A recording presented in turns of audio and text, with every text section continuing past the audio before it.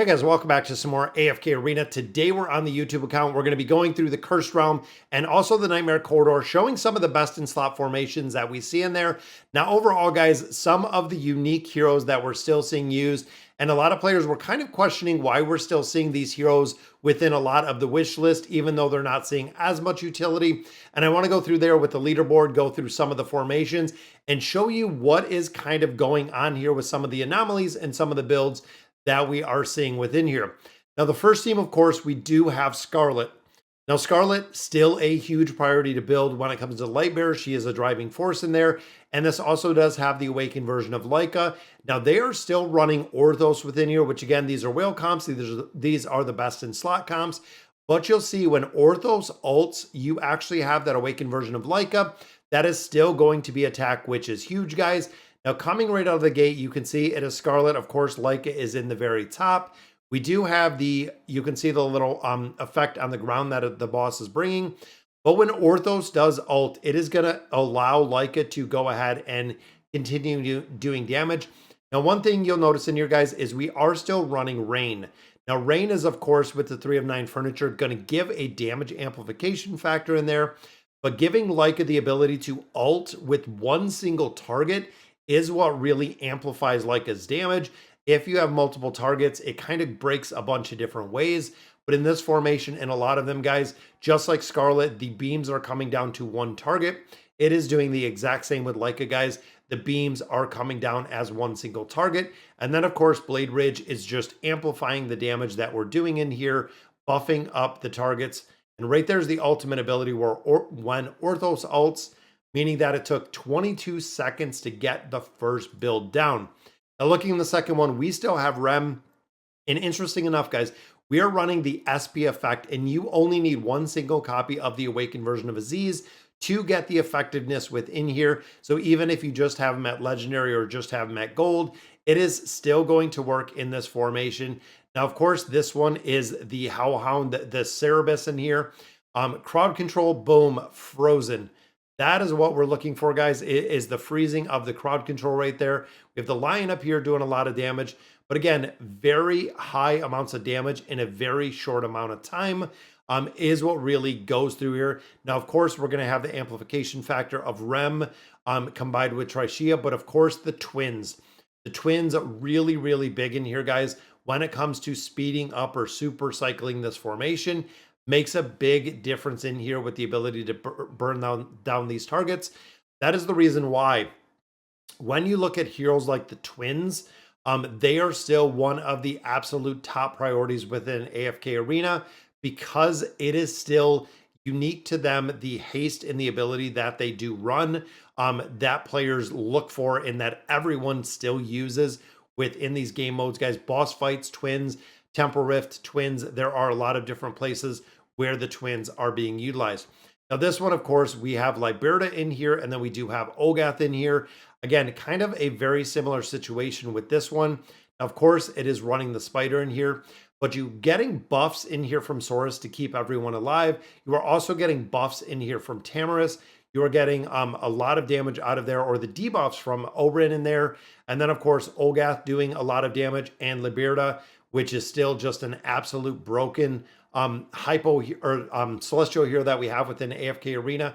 You can see, guys, they're running about 22, 23 seconds to take out these bosses. So this works in incredible synergy within there. Now, this one, very, very unique, guys. And again, looking at this hero specifically, this is the original version of Talene. Now, if you do not have this original version of Talene, and you'll see the damage right here. If you do not have Talene, and we're getting the ultimate abilities off very, very fast to take down the target, but if you do not have the original version of Talene, it's an entirely different formation. You can't use the same build, but it is still based on the original version of Talene's health and the ultimate ability that she's doing. And then, of course, we do have Rosline, who is following and buffing the original version of Talene in here. We have Lorzin in here for the linking and the amplification. Astrilda in here for the buffing, which again works pretty quick, guys. Which even looking there, guys, this took it out in less than 16 seconds for the boss.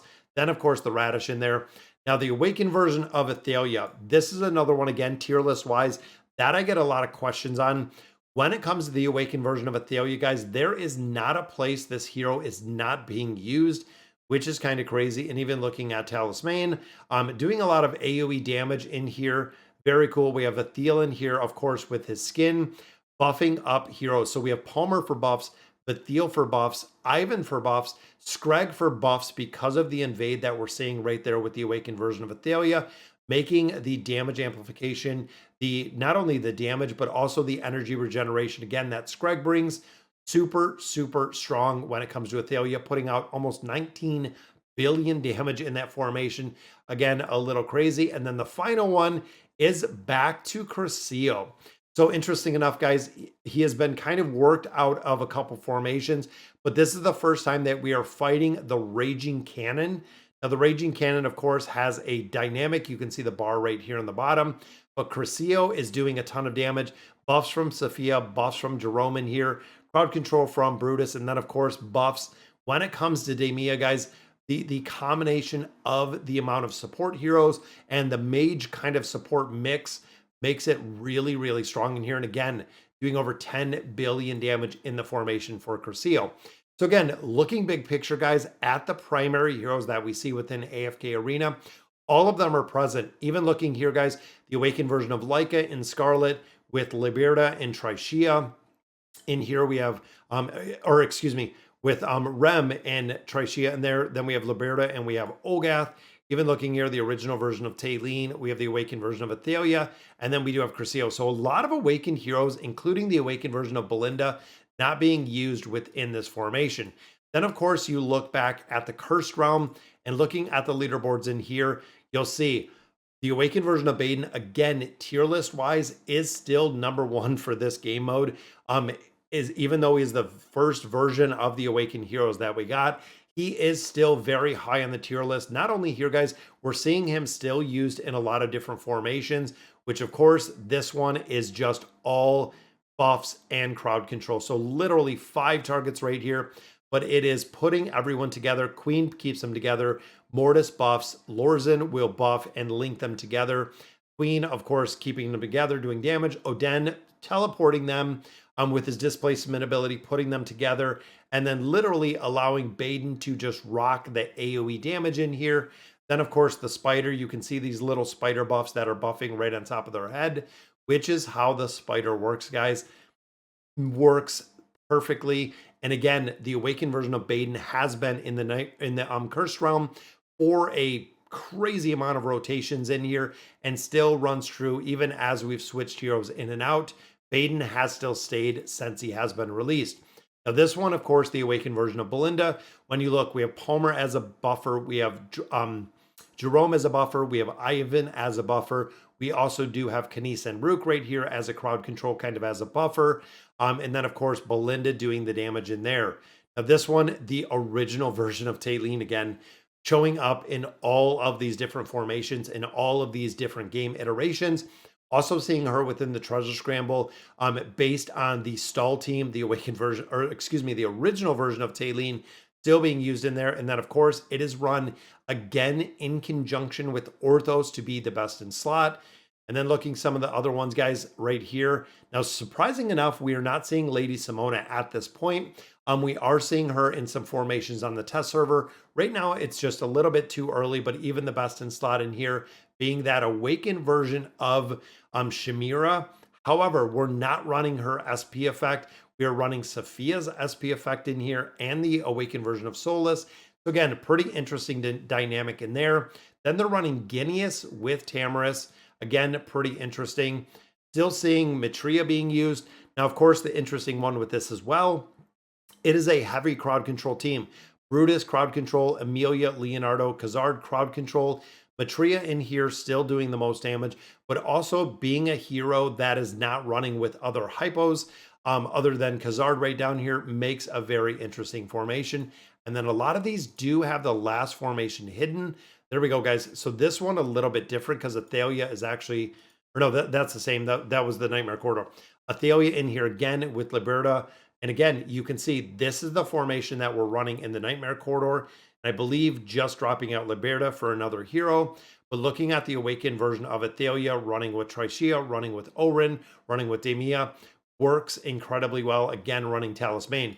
Now, again, you'll also notice that looking at the Spider, looking at the Fox, looking at right there's Savage Souffle, um, we're running a lot of the same beasts. You're not seeing a big variation when it comes to the beast running here. And again, I just wanted to cover this because I get a lot of questions. Why are heroes scoring, or why are heroes as high as they are?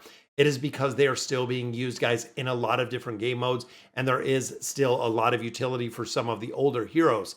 So as we continue the journey, guys, as we get ready for that Mystic Star Zone and some of the Awakened heroes that are in there, if you don't have Baden built, still being used again in a lot of different content, as well as some of the older heroes.